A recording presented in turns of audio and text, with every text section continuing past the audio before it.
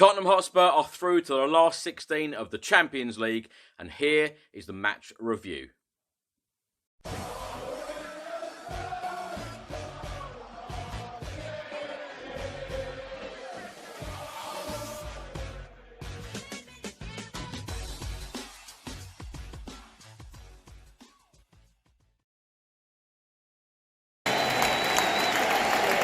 So Tottenham have done it, the last 16 of the Champions League. Absolutely brilliant. Mourinho has had a fantastic first week in charge, winning 3-2 away at West Ham and 4-2 at home to Olympiacos.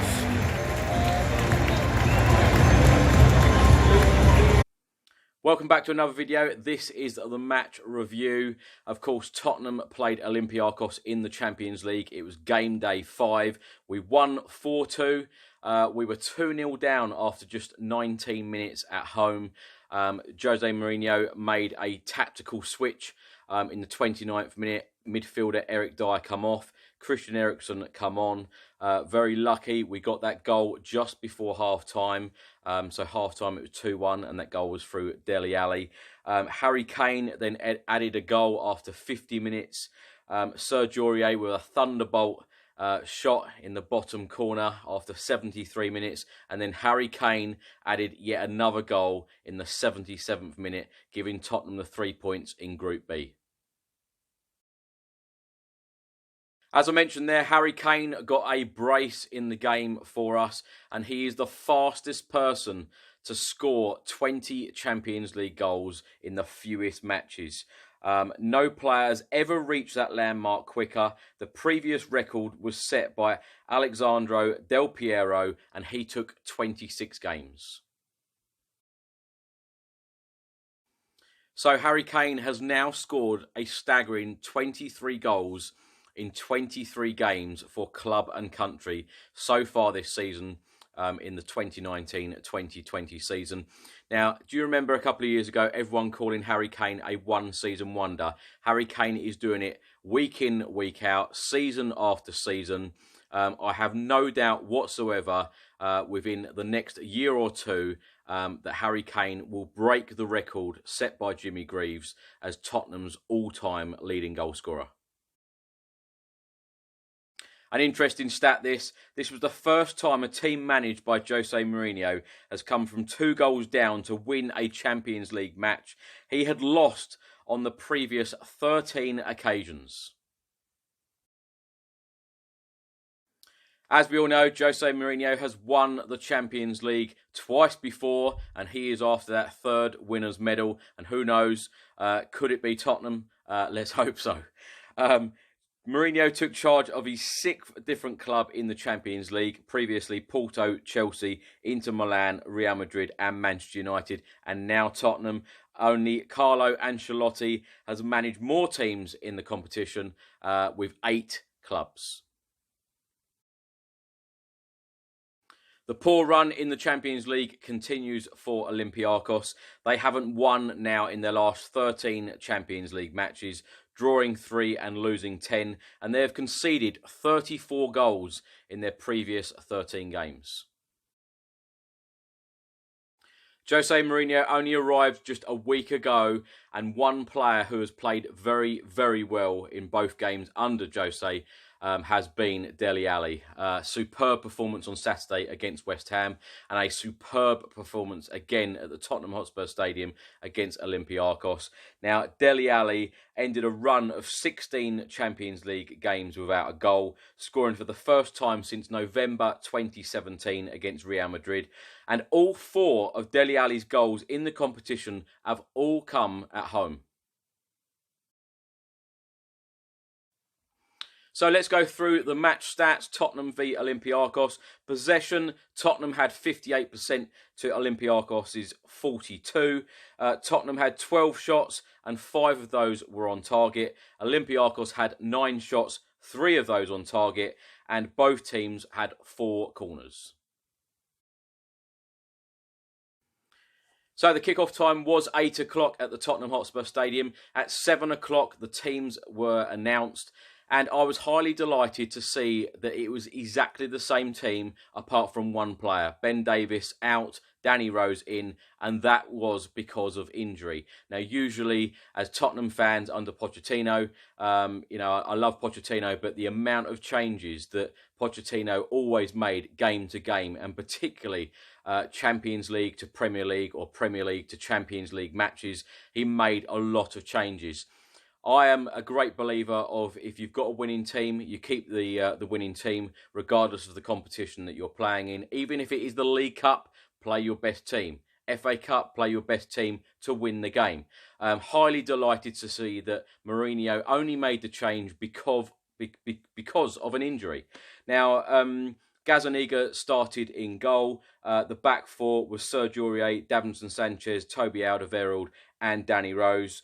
The two in the middle, Harry Winks and Eric Dyer. And then you've got the front line of Lucas Moura, Dele Alli, Heung-min Son, and then up front, Harry Kane. Now, substitutes were Jan Vertonghen, Moussa Sissoko, Giovanni Lo Celso, Ryan Sessegnon, Christian Eriksen, Tanguy Ndombele and Alfie Whiteman. So what a fantastic bench that we had there. And it was nice, again, for me to say that even though a £65 million record signing on Ndombele comes back, you've got Christian Eriksen on the bench, you've got Sissoko, Jan Vertonghen, very experienced players, very good players for us, and a superb bench for any player to come off the bench. They were going to make an impact. Now, substitutes used during the game. Eriksen came on in the 29th minute. Sissoko came on in the 61st minute, and Ndombele come in for Dele Alli in the 83rd minute. In the 83rd minute, as I mentioned, Dele Alli come off, Tanguy Ndombele come on, and Dele Alli got a standing ovation, everyone singing his name.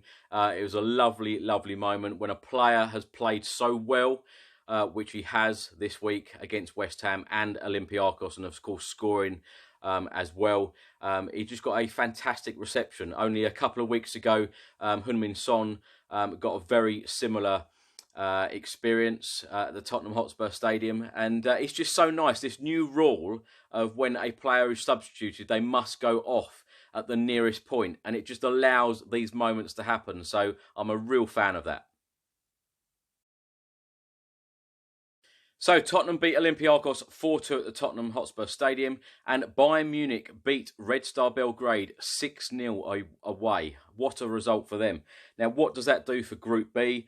Bayern Munich are through as winners, regardless of what happens in the Bayern Munich-Tottenham game on the 11th of December.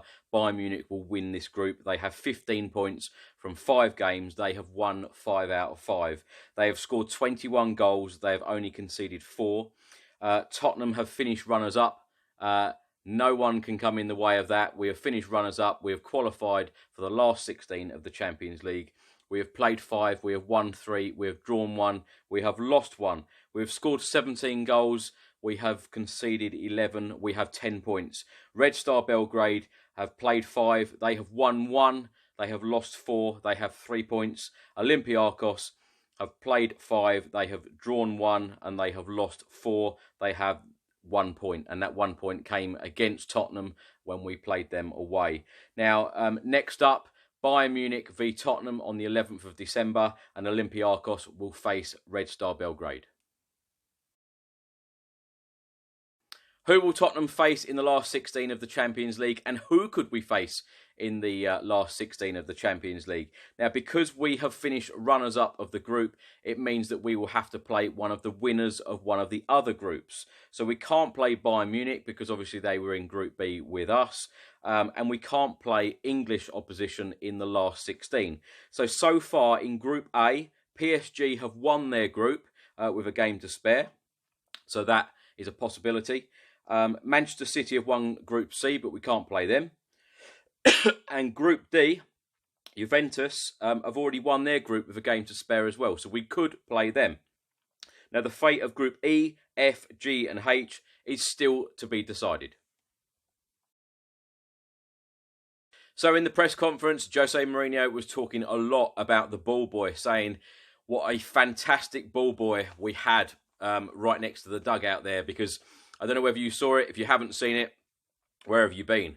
The ball boy threw the ball very, very quickly to Serge Aurier. Serge Aurier then threw it to Lucas Moura. Lucas Moura then crossed it in for Harry Kane for the equaliser. And Jose Mourinho actually went over to the ball boy to celebrate once that goal had gone in. And Jose Mourinho had been really, really praising the ball boy in the press conference. It's all over the papers. It's all over social media. A superb moment. And I love it when players and managers celebrate with the fans and have that real connection. And the ball boy, you could just see his face, highly delighted. And what a lovely, lovely moment. So, talking about the incident with the ball boy of Jose Mourinho. Now, this is the back of the sun. Let's hear it for the boy. Brilliant moment there. So, that's Jose Mourinho celebrating with the ball boy. Then I've got the Daily Express. It is all about the ball boy. Jose's having a ball. Again, the picture of him celebrating. And then the Star, the Daily Star, ball boy, done good. Quick thinking lad is Jose's unsung hero. Fantastic. Another moment, Jose Mourinho moment that I absolutely loved watching, the press conference after the match. A journalist said, Jose, what did you say at half-time to the team? Because it was a game of two halves and Tottenham played completely different in the second half than they did in the first. And his response was, well, you'll have to watch the Amazon documentary, the Amazon movie, when it comes out next year. Everybody laughed. A lovely moment again. So as I mentioned earlier, Jose Mourinho has now been in charge of Tottenham Hotspur Football Club for just 1 week. It feels like a lot longer than 1 week. But one thing that I've really loved to see so far against West Ham and Olympiacos, when Tottenham lose the ball, Jose Mourinho isn't happy. He is very, very passionate. Over the two games that I've gone to and watched Spurs, I've watched Jose Mourinho very, very closely, and the passion from him, I've been so impressed. I know all of us fans are shouting, screaming, and he's doing exactly the same. And I love to see this. He's a winner. He has won everything. At every club where he has gone, he has won trophies, and you don't get that by sitting down and not instructing your team. He is heavily involved. He is always shouting. He is always standing in that technical area. Even sometimes yesterday, he was standing way out of the technical area, and the fourth official had to keep telling him to come back into the technical area, and he was like, yeah. But the passion that I've seen so far in the last 7 days, I've been highly impressed. And it's funny because the amount of people said, you're going to get Jose Mourinho now and you're going to park the bus and you're going to get lots of 1-0 wins. The football's going to be boring, blah, blah, blah. And we won the first game 3-2 and we've won the second game 4-2. We've scored 7 goals in 2 games. Yes, and I know I said this yesterday, straight after the game. Yes, we've conceded 4 goals in those 2 games, and that isn't good enough.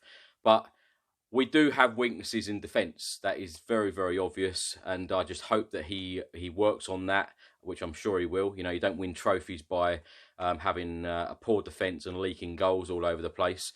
But I've been very impressed with the way that we have been scoring goals. To score 7 goals in these 2 games. Harry Kane looks on fire at the moment, and you know that you're guaranteed goals with the likes of Lucas Moura, Sonny in there, Dele Alli with the way that he's been playing as well. You're always going to get goals, and certainly Harry Kane is always going to get a goal, isn't he? He only needs half a chance to score. But I'm sure defensively, Jose Mourinho will fix this very, very quickly, and who knows, we could even have a couple of signings in January. So what's next for Tottenham? We are back in action on Saturday in the Premier League at home to Bournemouth, and I can't see anything but a win. I really can't, and you never know if the other results go our way and we win, we could be as high as 5th in the Premier League, and that would certainly look a lot better than where we have been in the last month or so. Now, let me know in the comments section below what you think of Jose Mourinho's first week so far. Let me know your score predictions for this Saturday's game against Bournemouth. Let me know your thoughts on last night's game, coming back from 2-0 down to win 4-2.